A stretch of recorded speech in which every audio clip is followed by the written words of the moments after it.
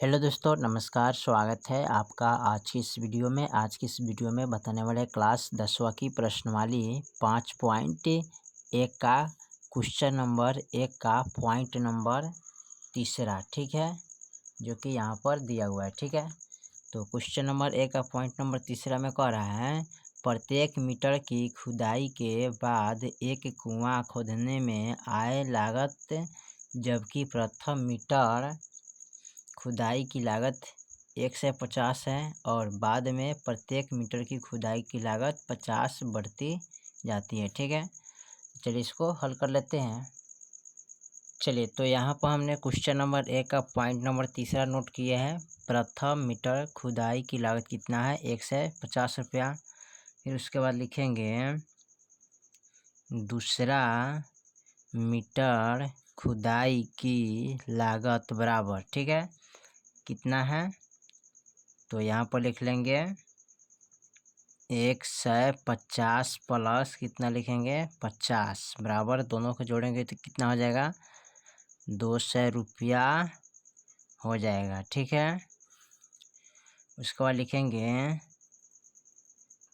तीसरा मीटर खुदाई की लागत बराबर, ठीक है, यहाँ पर लिखेंगे 150 प्लस, फिर यहाँ पर लिखेंगे 50 प्लस 50। ठीक है, अब यहाँ पर इसको हम क्या करेंगे?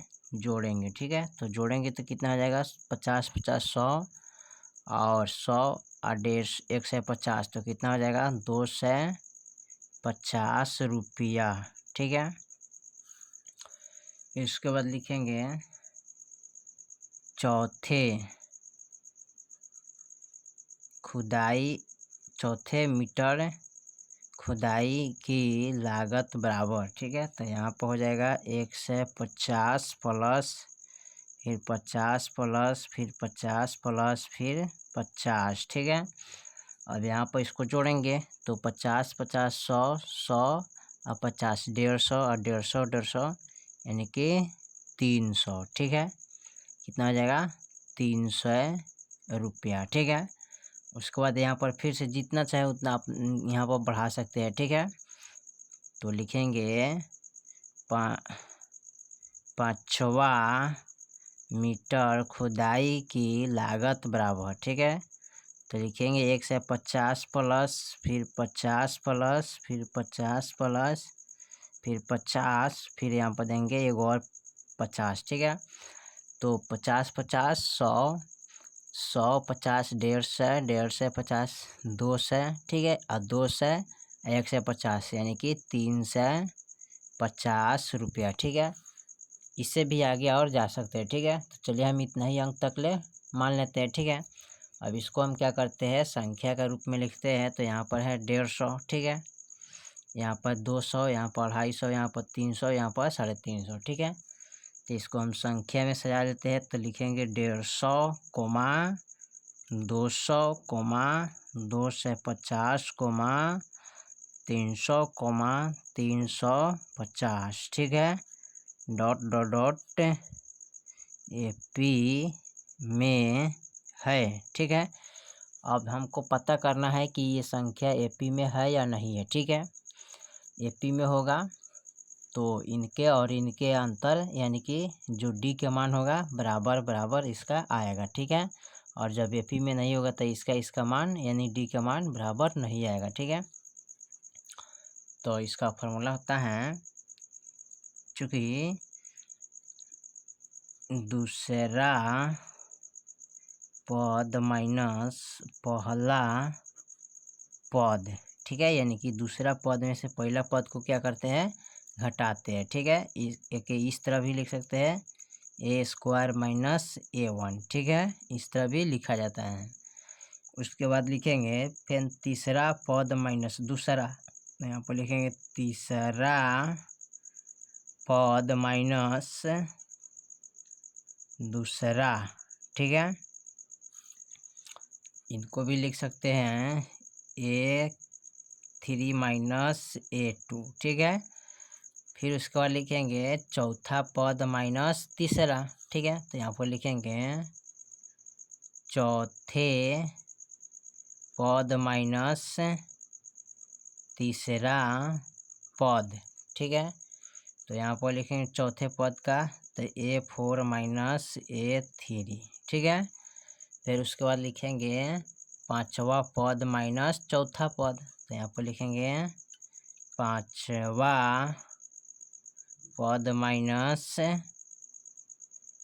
चौथे पद, ठीक है। यानी कि पांचवा पद में से चौथा पद को क्या करेंगे, घटाएंगे, तो A5 माइनस A4, ठीक है। इस तरह आप कर सकते हैं। चलिए, तो यहाँ पर हमने दूसरा पद माइनस पहला पद किए हैं, तो दूसरा पद माइनस पहला पद यानी कि 200 में से 150 को घटाएंगे, ठीक है। तो यहाँ पर लिखेंगे 200 माइनस 150 लिख देते हैं, ठीक है।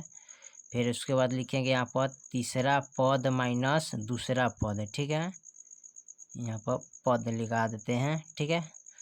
दूसरा पद तो यानी कि तीसरा पद कितना है, 2 से 50, तो लिखेंगे 2 से 50 माइनस, और यहाँ पर दूसरा पद है 2 से, ठीक है। फिर उसके बाद लिखेंगे यहाँ पर चौथा पद माइनस तीसरा पद, तो चौथा पद माइनस तीसरा पद, ठीक है। तो चौथा पद कितना है 300, तो 300 लिखेंगे माइनस, तीसरा पद क्या है 2 से 50 बराबर, ठीक है। उसके बाद लिखेंगे पांचवा पद माइनस चौथा पद, यानी कि पांचवा पद माइनस कितना है चौथा पद, तो पांचवा पद कितना है 3 से 50, तो यहाँ पर लिखेंगे 3 से 50 माइनस चौथा पद कितना है 300, ठीक है। अब इसको घटा लेंगे, ठीक है। क्या करेंगे, घटाएंगे। अब 200 में से 1 से 50 घटाइएगा तो कितना बचेगा 50, ठीक है। चलिए, उसके बाद 2 से 50 में से 2 से घटाइएगा तो 50 बचेगा। 300 में से 250 घटाए 2 से 50 घटाइएगा तो ये भी यानी कि 50 बचेगा, ठीक है। 350 में 3 से 50 में से 300 घटाइएगा तो ये भी 50 बचेगा, ठीक है। तो देखिए, इसका जो सार्वअंतर डी है, यानी इनका और इनका बीच के अंतर, इनके और इनके बीच के अंदर, इनके और इनके बीच के अंदर, और इनके और इनके बीच के अंदर कितना मान आ रहा है 50-50 आ रहा है, ठीक है। यानी कि सार्वअंतर कितना आ रहा है 50, ठीक है। तो जब सार्वअंतर बराबर बराबर आ रहा है तो ये AP में होगा, ठीक है। तो यहाँ पर लिखेंगे, यहाँ पर लिख लीजिएगा, अतः सार्वअंतर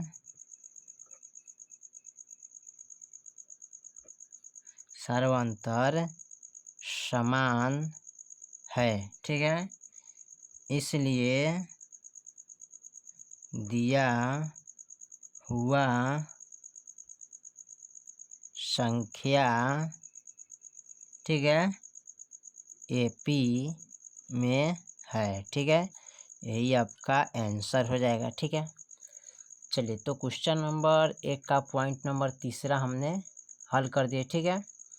फिर मिलते हैं अगले वीडियो में, तब तक के लिए जय हिंद, जय भारत।